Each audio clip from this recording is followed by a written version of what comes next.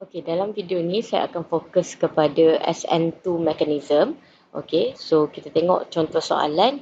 Okay, kita ada methyl chloride react with sodium hydroxide aqueous. Okay, will produce. Okay, kalau kita ingat lagi dalam kita punya mind map sebelum ni, bila react dengan sodium hydroxide aqueous, okay, kita punya nucleophile adalah OH minus the hydroxide ion. So the CH3, okay, Cl ni keluar, kita akan gantikan dengan OH. Okay, so this is our methyl halide sebab dia ada satu carbon. And then the hydroxide ion is a strong nucleophile.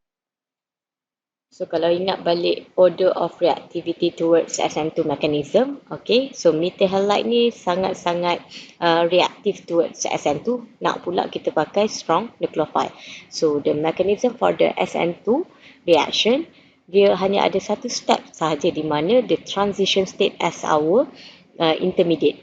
So untuk buat dia punya mekanisme, okay, kita akan lukiskan secara 3D di mana kita akan fokuskan pada our alpha carbon. Alpha carbon ni adalah carbon yang attach pada halogen. Okay, so this is the alpha carbon. Kalau kita buka di structure, kita akan nampak this carbon attached with Cl and it got 3 hydrogen.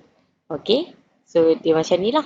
Okay, so to show the mechanism for this SN2, kita kena lukiskan dia secara 3D. Untuk lukiskan dia secara 3D, saya akan start dengan the alpha carbon. Okay, ni alpha carbon kita.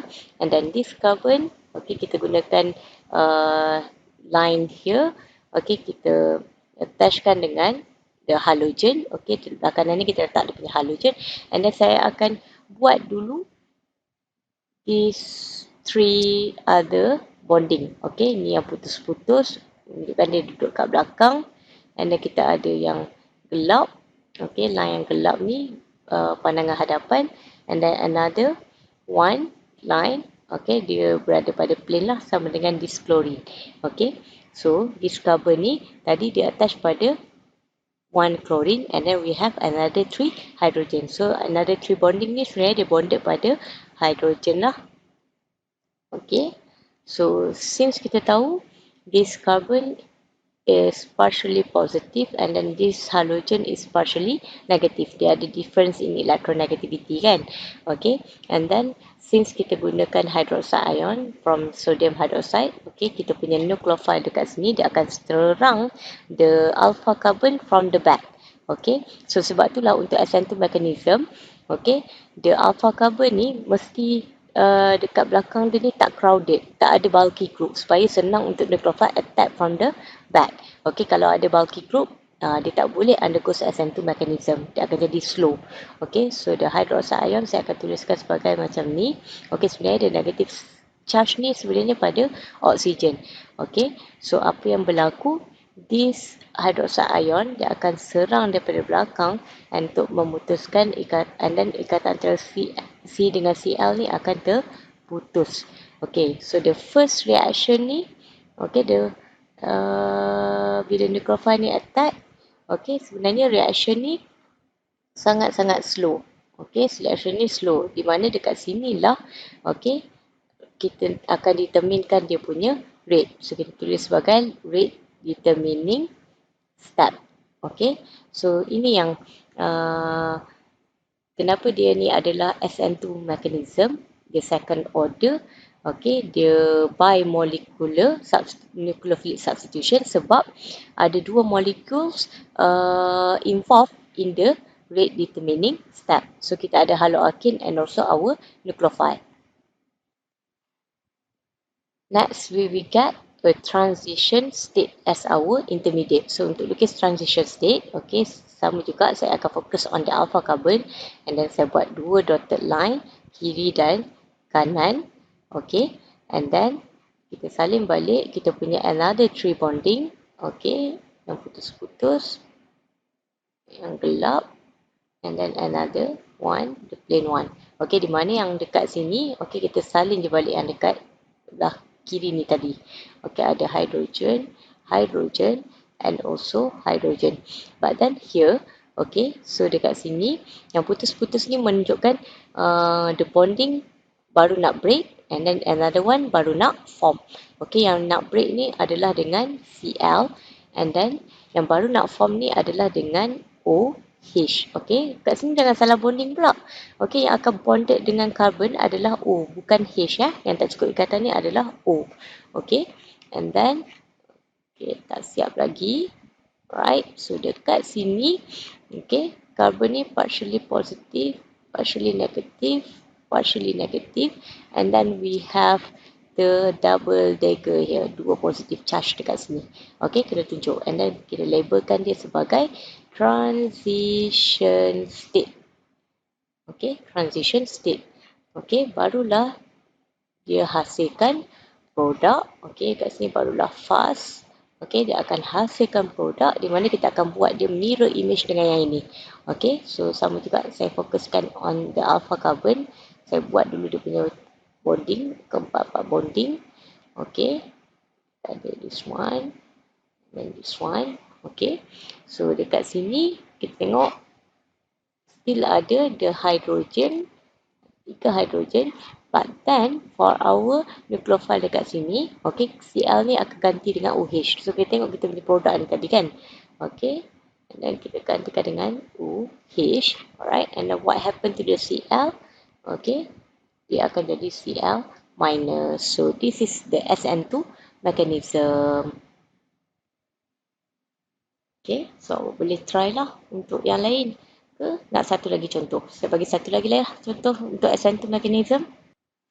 Okay, contoh yang kedua saya pakai primary alkyl halide ataupun haloalkane. Okay, primary alkyl halide. Okay, so kita pakai alkyl oxide ion sebab kita ada CH3ONa. So this one dia akan menghasilkan alkyl oxide ion which is CH3O minus. So Br minus keluar, this one akan masuk. So kita akan dapat produk CH3, CH2. Okay, the bromine here kita gantikan dengan OCH3. So, since kita ada primary alkyl halide with strong nucleophile, ini adalah strong nucleophile. Okay, so kita akan, dia akan undergo SN2 mechanism. Okay, still lagi SN2 mechanism. Alright, so for the mechanism, okay, sama juga saya akan focus on this alpha carbon, carbon yang attached to the halogen. Okay, kalau kita buka this structure, kita akan nampak this carbon, dia attached dengan Br, and then this carbon juga ada dua hydrogen, okay, and then satu lagi ikatan adalah dengan CH3. Okay, so ni structure dia. Okay, so kita lukis secara 3D. Kita nak lukis secara 3D, this carbon is our alpha carbon attached to Br as our halogen, and then sama juga macam sebelum ni, kita keluarkan dulu dia punya another 3 bonding. Okay, keluarkan dulu macam ni, and then barulah kita decide nak letak kat mana. Okay, so katakan kita tahu dia ada satu CH3, saya letakkan dekat bawah ni, and then another 2 adalah hydrogen. Okay, so dalam kes ni kita punya nucleophile adalah alkyl oxide ion. So sama juga dia akan tag from the back. Okay, CH3O minus. Okay, so this oxygen akan attack this carbon from the back. Ikatan ni akan putus. Okay, jangan lupa label partially positive, partially negative. So this one is slow reaction because there is a rate determining step. Okay, tulis dia, jangan malas. Okay, and that it will form a transition state as our intermediate. So this is alpha carbon, ada garisan putus-putus kiri dan kanan, baru nak putus, baru nak form. Okay, and then macam biasa, okay, just buat je dulu another 3 bonding. Okay, and then kita salin balik apa yang ada. This one kita ada hydrogen, and then this one kita ada CH3, and then this one Br baru nak putus. Okay, and then OCH3 baru nak form. Ini pun sama juga, jangan salah bonded. Okay, O yang bonded pada carbon.